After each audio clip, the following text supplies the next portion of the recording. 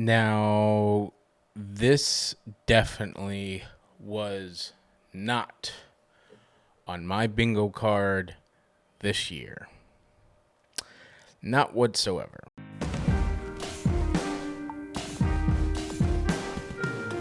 Saturday Night is one of the newest movies out this weekend. It is directed by Jason Reitman, and it is the story about the 90 minutes before the first live broadcast of SNL. When this film was first announced as it was going to come out, I wasn't too intrigued as someone who doesn't really watch any type of Saturday Night Live content.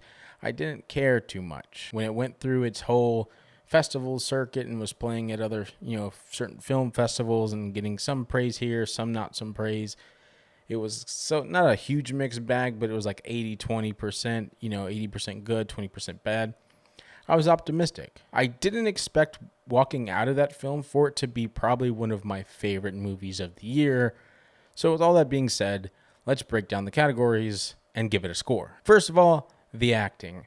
This film, I didn't understand was going to be so heavily influenced by not only how the actors who are portraying these real people, go about their performances, but how incredible they need to be when it comes to how the script was written and how they have to talk, because a lot of this film is done in hallways in which they're walking and having to work through the issues. The biggest standout here is Gabriel LaBelle, who is absolutely phenomenal in this film, and I hope he gets nominated for some stuff because he is just absolutely incredible, and he is a rising star within this industry. He was in Snack Shack, which I absolutely loved that movie because it was such a refreshing take on a genre that has been beaten down. In this film, he's pretty much the main character. He's the showrunner. He's the guy who's created it, and he's pushing this idea forward while fighting outside issues, fighting the whole entire NBC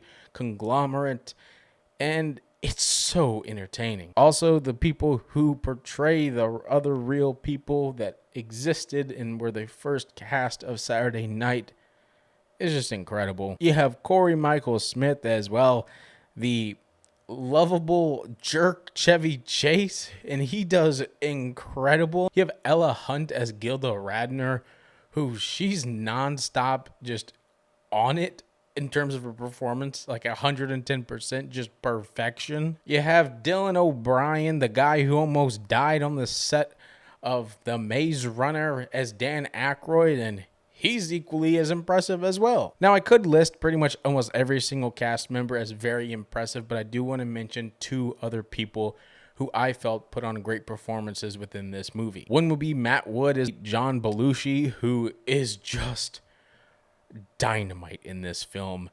You understand that John Belushi is this interesting human being, and he provides performance that is just so nauseating at times, but so beautiful, and captures who John Belushi was when it comes to behind the scenes from what I've read and what I've watched in terms of documentaries and so on. But then you have the double performance of Nicholas Braun as Andy Kaufman and Jim Henson.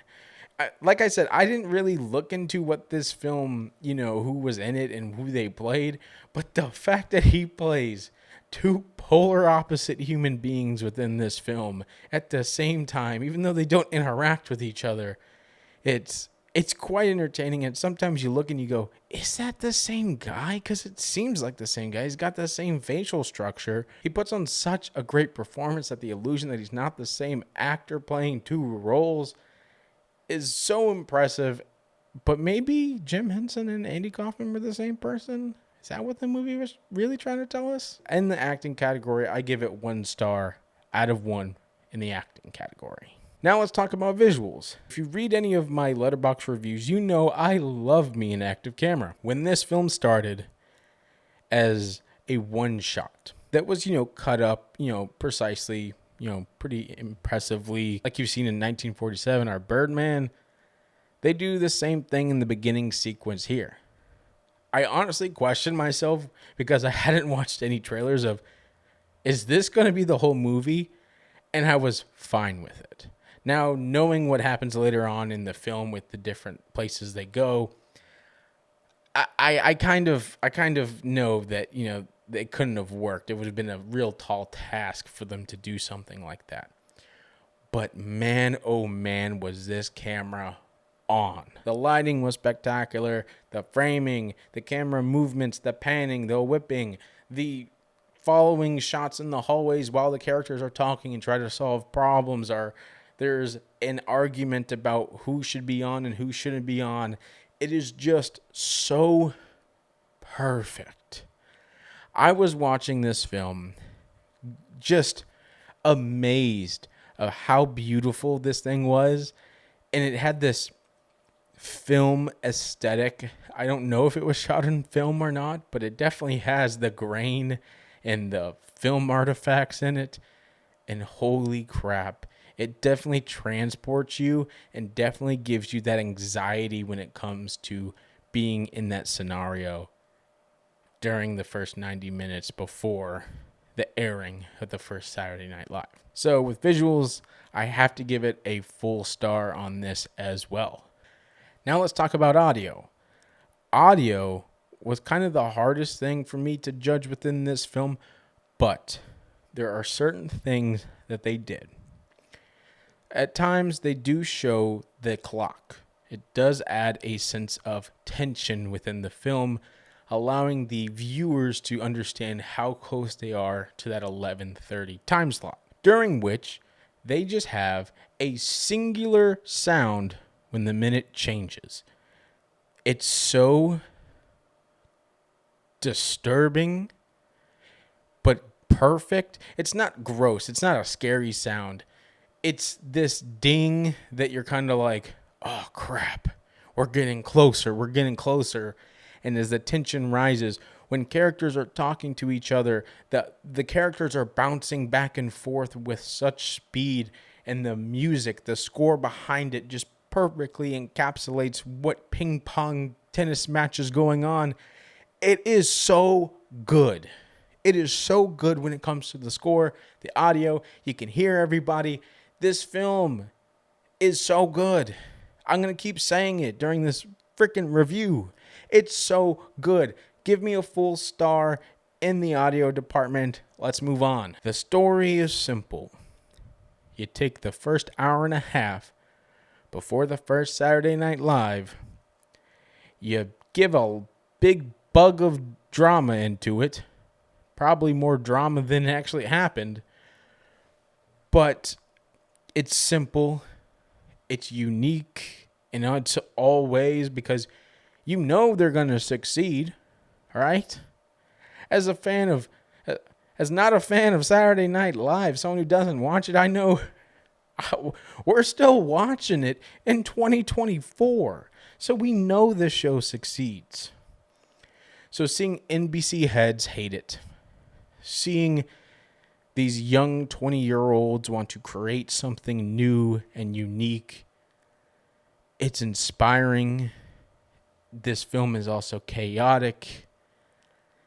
The characters are aggravating, but also gripping, and also just so lovable because you want them to succeed. The development, especially between really the two main characters, which is a husband and wife duo, seeing their development progress throughout the film, it's so beautiful. And I walked out of the theater quickly because I had to go to a different screening. But I walked out of the theater amazed of what I just witnessed. It's simple. It's easy.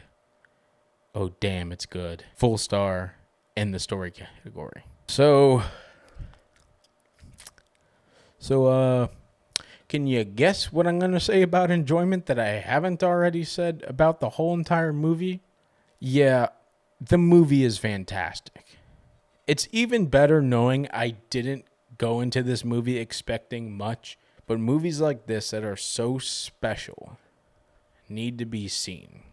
I'm telling you, this film is so good. And that's why enjoyment, it gets a full star. So, if you're keeping track at home, then you saw something very consistent happen and something I don't do very often. So often that on Letterboxd, all the movies I've seen that I've posted on the Letterboxd, like 1,400 almost, only 13 have secured a perfect score. This is the 14th one. It is a film I can't wait to rewatch. I can't wait to revisit. I don't think it is good and spectacular as Dune Part 2 because I saw Dune Part 2 and I've seen it so many times.